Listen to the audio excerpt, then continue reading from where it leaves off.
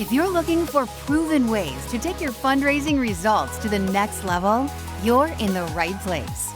Welcome to the Intentional Fundraiser podcast, hosted by Tammy Zonker. Tammy has trained and led thousands of nonprofit organizations to collectively raise more than $500 million and is also recognized as one of America's top 20 fundraising experts. This is the podcast where Tammy equips and empowers amazing fundraising pros like you to transform your fundraising so you can transform the world. And now, let's hear from Tammy.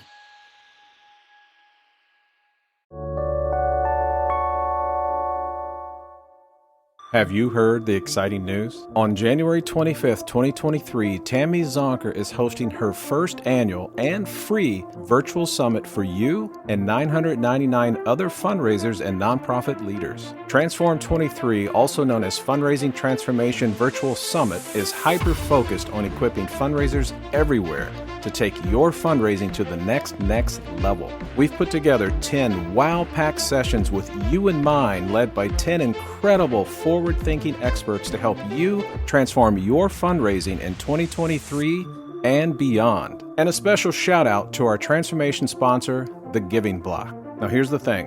While it's free for you to attend, spots are limited. So go to fundraisingtransform.com/transform23 and save your spot now.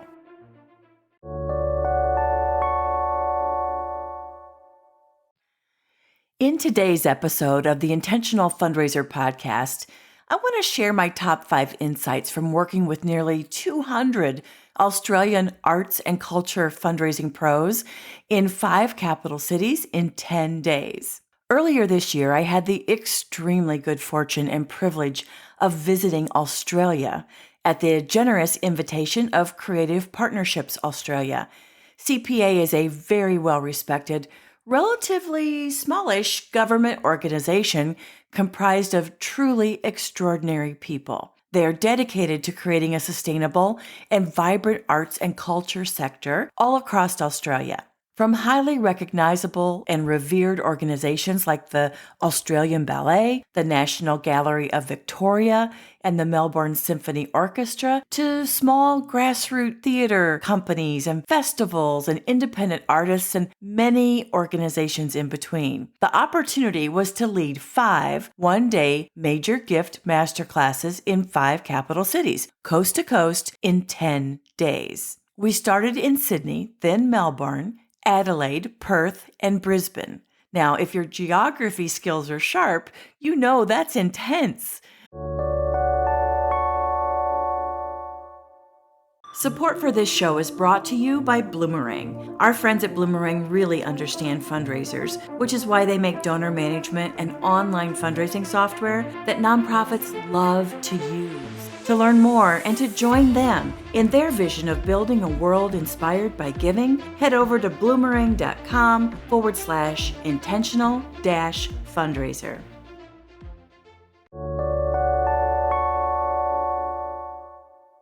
Australia is a very large country, and we traveled coast to coast. 10 flights, nearly 25,000 miles door to door, starting in Las Vegas right after presenting at AFP Icon, and then ending at home in Detroit 25 days later, including a little bit of tourism time tacked on to the end of the masterclass tour. The Art of Donor Influence Masterclass was a hit, again and again lauded as inspirational, practical, and authentic, pulling back the curtain on the psychology of influence and how it applies to ethical nonprofit fundraising, sharing step-by-step how-to strategies, frameworks, and tactics on the donor development cycle, with an emphasis on major donors, tackling emerging issues like engagement, recognition, and stewardship equity amongst donors for all gift values, first-time donors, long-time supporters, ensuring diversity and inclusion within our donor portfolios.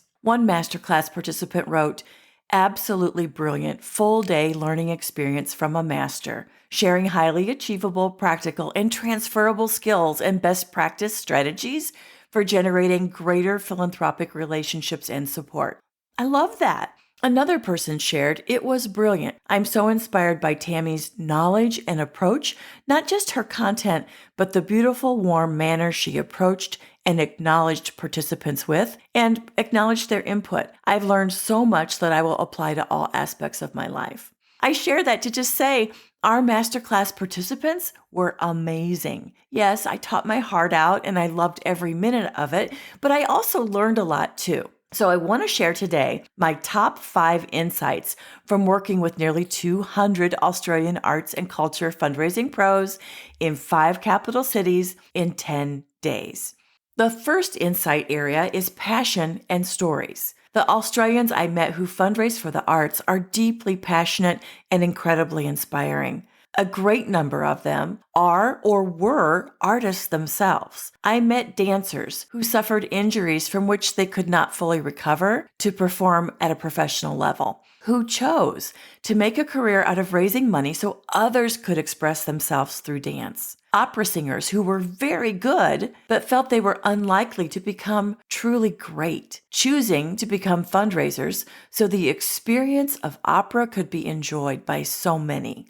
Passionate people, driven by their own life's journey, grateful for how the arts opened their hearts and minds like nothing else ever has, committed to ensuring the arts are accessible to everyone, regardless of where they live, their socioeconomic circumstances, their race, their ethnicity, their gender identity, cognitive or physical abilities. Others' passion came over time as they watched participants and audience transform in Technicolor through creative programs and performances. Yet, there's a modest resistance amongst fundraisers to share their personal stories, as if sharing their journey to the arts steals the spotlight from the missions they serve.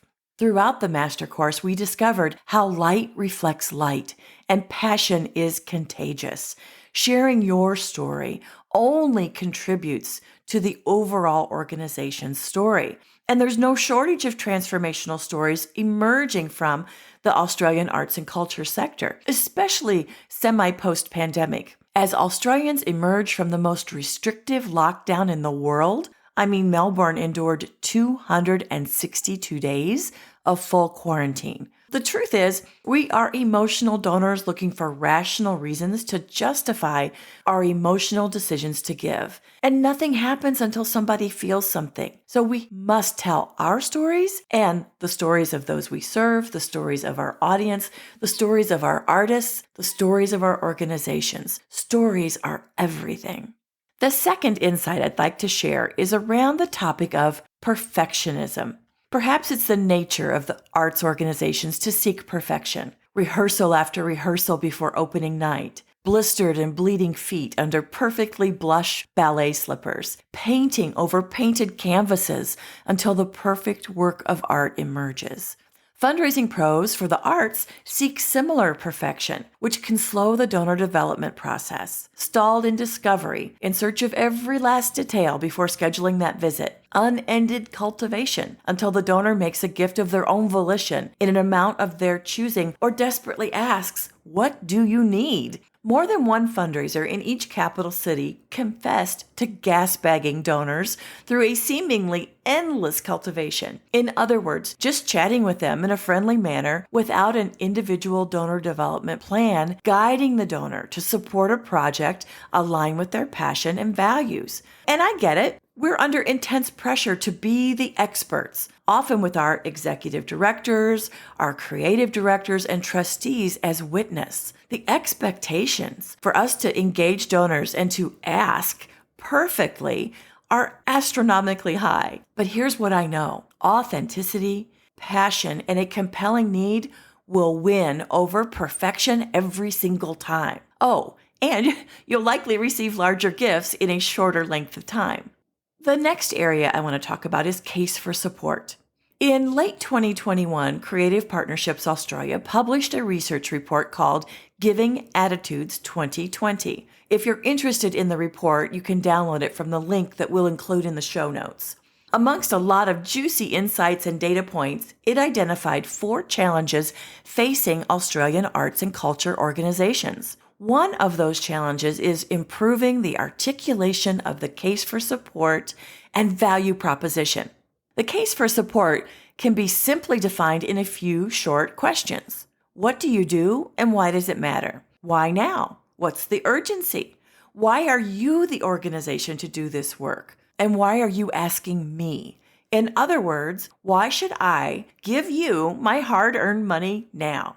A week or so ago, I had the privilege of co-leading a knowledge series webinar with Tom Ahern for this same arts group. Tom, of course, is well known globally. He has been recognized by the New York Times as one of the U.S.'s most sought-after creators of fundraising messages. In that webinar series, we discussed that when arts and culture organizations are faced with these questions, they can get a little sheepish. A little humble pie modesty seems to overcome them. Whether they be Australian arts organizations or arts organizations here in the U.S. or elsewhere, this humble pie modesty seems to get in the way of you sharing your case for support as powerfully as you can. It's true, arts and culture organizations aren't essential services as defined by the World Health Organization. They aren't addressing climate change or gun control or providing humanitarian aid to refugees. But that does not mean that they aren't worthy of support right now during these challenging times. Our friends at Bloomerang know the importance of year-end fundraising to a nonprofit's longevity and success throughout the year. We know that 50% of nonprofits receive a majority of their annual contributions from October to December. To learn how you can make the most of this giving season, head over to bloomerang.com/intentional-fundraiser to get your copy of the 13 year-end fundraising tips.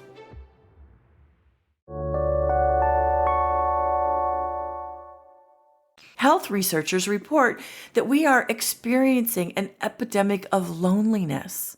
The correlation between feeling unseen and unheard and chronic health risks is well established. It can result in depression, heart disease, and immunity disorders. In fact, chronic loneliness has the same effect as smoking 14 cigarettes a day. Suicide among youth and teens is at an all-time high, influenced in part by the pandemic, social isolation, and the associated restrictions, and possibly influenced by the lack of human connection that can easily exist in our digital world. The arts bring people together in community. The arts create a safe space to imagine, to explore, express, and to belong, to be inspired. Need more evidence? According to McKinsey & Company, when companies are considering where to open offices, two factors that they consider are, number one, the quality of school systems in correlation with workforce development. Can they attract workers from outside the community? Can the local community produce highly skilled, well-educated future employees? And two, they consider vibrancy of the arts and cultural community. The arts can bring an irreplaceable richness to life and to communities. So if a community has these two things, they can attract and hire talent within these companies. The arts and culture sector is an economic driver, as well as a quality of life driver. Boom! Like, your missions deserve philanthropic support just as much as other missions. In community, you save and change lives too.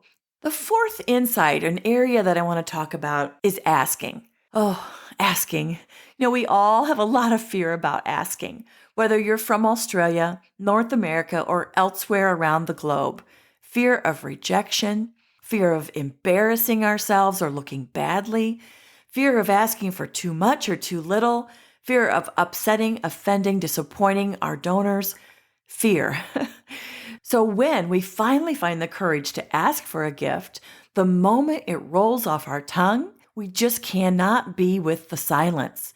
The silence while the donor actually considers our request. Authentically thinking about how they might be able to say yes to the project or to fund that operating request.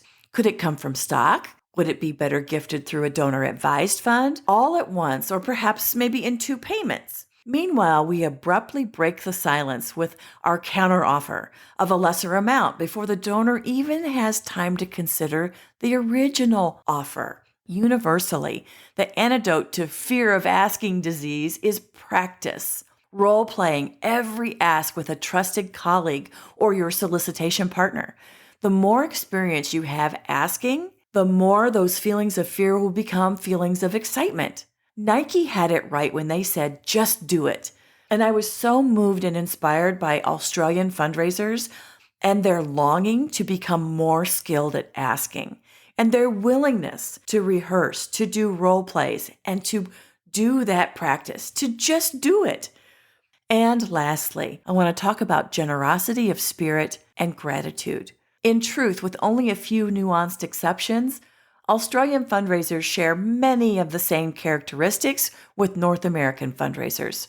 Sure, we have some delightful vocabulary differences. If you talk with me anytime soon, you might hear me refer to something as a bit dodgy, or catch me gas-bagging with a board member over afternoon tea, or perhaps scheduling a visit in my diary instead of my calendar. Like those are all really endearing Australian language differences. But the most significant differences challenging Australian philanthropy are in the areas of creating a culture of philanthropy, fundraising infrastructure, national data collection and analysis, like the AFP Fundraising Effectiveness Project that we enjoy here in the U.S., measuring and reporting of giving trends and donor behaviors. Australia does not yet have a comprehensive national assessment of giving trends and donor behaviors. And still, in many cases, we North American fundraisers have a lot to learn from our Australian colleagues. Like around fundraiser tenure. Theirs is much longer. And self-care. Again, they're much better at self-care than we are here in the U.S. Now, I'll wrap up with one last area where I feel like Australian fundraising professionals are truly exceptional. And that's the area of gratitude. The kindness and warmth that we received from so many Australian fundraisers was really remarkable. Like the independent artist Ian Provost, who patiently waited in the venue lobby following our masterclass, who gave me a single sunflower stem and a Kodachrome slide from Tokyo dated March 1969. A token of gratitude that meant something special to him and something special to me. Or Elaine Beek from Melbourne, an inspiring playwright and founder of Essence Productions Australia. Elaine wrote me a moving 3-page letter on handmade paper telling me her story. She included a lovely photo we had taken together during the masterclass and a host of other endearing items. Or Sophia Holloway and Amy Kitts, fundraisers from the Museum of Contemporary Art in Sydney. They gave us a reserved table and a lovely bottle of sparkling wine overlooking the Sydney Opera House during the Festival of Lights, a truly breathtaking experience. Or Mark Quigley, a brilliant capital campaign consultant who drove us all over Sydney, helping us search for a mandatory COVID-19 PCR testing site no more than 24 hours before our flight back home to the U.S. on a Sunday.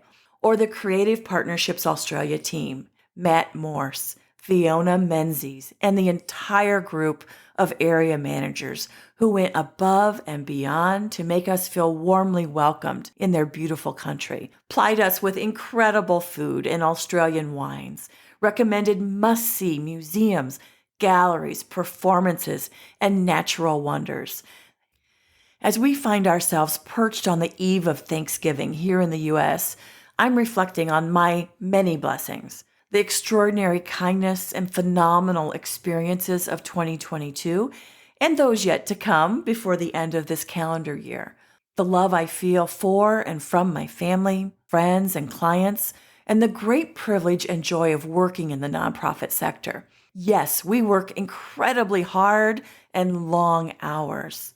But where else would we find inspiration, meaning, and purpose every single day? I invite you to take a breath and count the extraordinary people, places, and experiences in which you're most grateful. And I'm wishing you and yours a wonderful holiday season.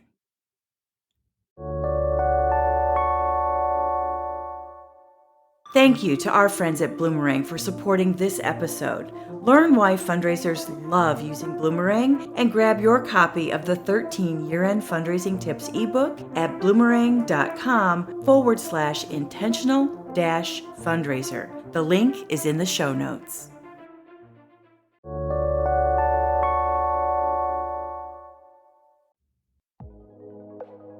That's it for this episode of the Intentional Fundraiser podcast. If you like this podcast, subscribe and download each episode on your favorite podcast platform. Share it on social media with the hashtag #TheIntentionalFundraiser and tag me, Tammy Zonker, and you'll be entered into a drawing for some great swag, books, and courses. And if you like today's show, you might also be interested in becoming a member of my Fundraising Transformer community, where I go live twice a month with my members with fundraising training and group coaching to help transform those fundraising issues that keep you awake at night, where I pull back the curtain on how you can take your fundraising results to the next level by teaching ways you can improve your development operations, create a results-driven, donor-centric development plan, strengthen donor relationships, improve your donor retention rates, and build a raging monthly giving program and a successful major gifts program, and how you can approach each day to ensure you'll perform at your highest level so you can be the best fundraiser and the best person you can possibly be. You can learn more about becoming a member at fundraisingtransform.com/transformers. Thank you for showing up and for having the courage and determination to transform your fundraising so you can transform the world. Bye for now.